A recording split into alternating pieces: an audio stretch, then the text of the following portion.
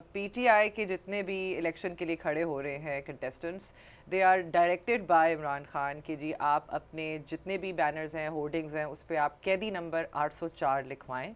Is that correct? जी. What a nice strategic move. वैसे आयो ढेर सारी बातें की गई उनसे जेल में, और उनकी पेशी पे तो वो काफ़ी कुछ उन्होंने बताया. एक दो तीन उनके अपनी रूटीन का भी बता रहे थे. कह रहे थे कि मैं उठ जाता हूँ, एक्सरसाइज करता हूँ. एक्सरसाइज का ही कर रहे हैं वो. फिर कहते हैं मेरे पास चीज़ों का मुझे नहीं सही तरह से नहीं पता होता. लोग मिलते हैं तो फिर बताते हैं क्या क्या हो रहा है, क्योंकि वहाँ पे सिर्फ स्टेट टेलीविजन का तक का एक्सेस है ज़ाहिर है. और उस पर उन्होंने कहा कि वो उस पे तो कुछ नहीं पता लगता, उस पे तो सिर्फ अमेरिकन सुंडी आ रही है उस पे सारा. और फिर वो ये बता रहे थे कि और बस रूटीन्स. और फिर उन्होंने ईरान वाले इशू पे थोड़ी सी बात की, और उसके बाद साथ साथ उन्होंने कहा कि मैंने अपने जो दीगर जो लोग खड़े हो रहे हैं इलेक्शन में, उनको मैंने कहा है कि अपने अपने आप पॉलिटिकल जो बैनर्स और पोस्टर्स हैं सब कुछ है उन होर्डिंग्स में, आप कैदी नंबर 804. ये कैदी नंबर 804 पे मेरे से शर्त लिखवा लें कि गाना भी बनेगा, ये शर्ट भी प्रिंट हो बन गया. चुका है, शर्ट्स भी बन गाना भी है, बस शर्टें भी, सब कुछ है. ब्रांडिंग सारी हो गई. मर्चेंडाइज गाने दो आ रेडी है, चुके मर्चेंडाइज रेडी है. शेयर दो. हाँ, वो और बात है कि मुझे ये समझ नहीं आई कि अब तो खैर जाहिर है वो एवरीवन ओन्स कैदी नंबर 804, लेकिन ये नंबर आया कहाँ से था, ये बड़ा ही तशवीशनाक बात है. मतलब तशवीशनाक तो नहीं वैसे ही, मतलब क्योंकि बहुत सारे लोग ये कहते हैं कि उनका जो शुरू में सेल नंबर था वो 804 नहीं था, उनका अभी वाला सेल नंबर भी 804 नहीं है, लेकिन बहरहाल क्योंकि मशहूर हो गया तो चलो ज़बरदस्त है.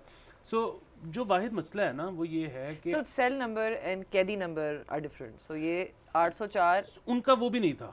सो 804 वाला फिगर सरकारी हल्के ये कहते हैं दे कैन बी रॉन्ग, लेकिन वो ये कहते हैं कि 804 तो कोई उनको नंबर मिला ही नहीं था, ये पता नहीं कैसे बाहर आ गया 804, लेकिन बहरहाल वो आ गया तो बस हो गया.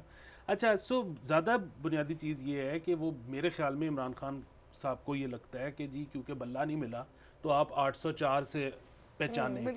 लेकिन वही बात है कि अगर 14 आज़ाद उम्मीदवार खड़े हुए हैं और उनमें से 13 लगा लेते हैं 804, तो ये तो बड़ा कंफ्यूजिंग है अगेन अवाम के लिए कि कौन सा वाला है पीटीआई का. नहीं, और ये अनाउंस कर दिया है तो मतलब उन्होंने कहा है ये कौन सा उस तरह से हो जाना है. अब तो सब कुछ छपा गया है.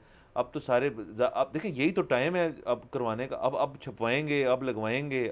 अब देखिए वो तो बहुत कम लोग हैं जिन्होंने अगर अपनी होर्डिंग छपवा के बैठे हैं, वो कहें यार कि चलो जी नहीं लगवाओ, उनके ऊपर कैदी नंबर 804 लगाना है, या तो एक स्टिकर छपवा लें 804 का और वो ऊपर लगा दें.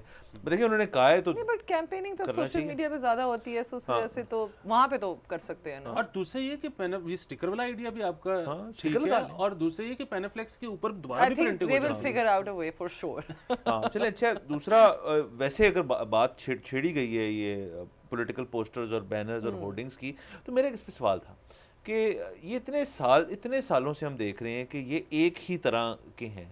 पीछे ग्रीन रंग का ग्राउंड है, उसके ऊपर कुछ में 2 हैं, कुछ में 4 हैं, कुछ में 2 दर्जन तस्वीरें हैं जो कि कभी नज़र नहीं आती. उनके हल्के हैं, उनके नाम हैं और इंतखाबी निशान है. और इस एक खिचड़ी के अंदर आपने इससे स्लोगन भी होता है कभी स्लोगन इससे एक वोटर ने मोटिवेट होना है. भाई ये मेरे ख्याल में एडवर्टाइजिंग नहीं है, किसी की फॉर्म नहीं है जो आजकल के दौर में जो यूथ को हम तो कहते हैं 65% यूथ है. अगर यूथ के लिए तो आपको किसी किस्म का ज़बरदस्त एडवर्टाइजिंग का आपको डालना चाहिए, जिसके अंदर आप कोई सार्केज्म डालें, जिसके अंदर कुछ स्लोगन्स डालें, जिसके अंदर कोई चीज डालें करें. और नहीं, एजेंसी को नहीं हायर करना क्रिएटिव एजेंसी को नहीं हायर, खुद करें ये काम. नहीं वो पता है मतलब ज़रूर किसी ना किसी ने तो कोशिश की होगी ना. मतलब और फिर वही वाली बात कि मैं इनकी बात नहीं कर रहा जो लोग इलेक्शन लड़े हैं कि इन्होंने कोशिश की होगी. ज़रूर किसी ना किसी एडवर्टाइजर टाइप क्रिएटिव बंदे ने कोशिश की होगी कि इनको बना के दिया हो कुछ कि ये देखें ये बेहतर लग रहा है. इनको नहीं समझ आते. नहीं, आई थिंक वो खुद डायरेक्शन देते होंगे कि इतनी बड़ी तस्वीर लगा दो, मेरी शक्ल सामने हो और पीछे ये निशान हो, क्या बात. जैसे इनके जो इर्द गिर्द होते हैं ना लोग, ये खुद बाबे जैसे हैं, इन्होंने अपने इर्द गिर्द वैसे ही बाबे रखे होते हैं और वो फौरन रिजेक्ट करते हैं कि नहीं नहीं यार चॉइस है नहीं सही. अच्छा, आप उनको जितना मर्जी समझा लो कि यूथ और फलाना, इनको नहीं समझ आती. और वैसे भी ना ये अब हार मान गए में ये कहते हैं कि जी हमने बाबों से वोट लेना है, यूथ तक गई और तो कितने और निकल गई. सब्सक्राइब करें और बेल दबाएं ताकि कोई खबर रह न जाए.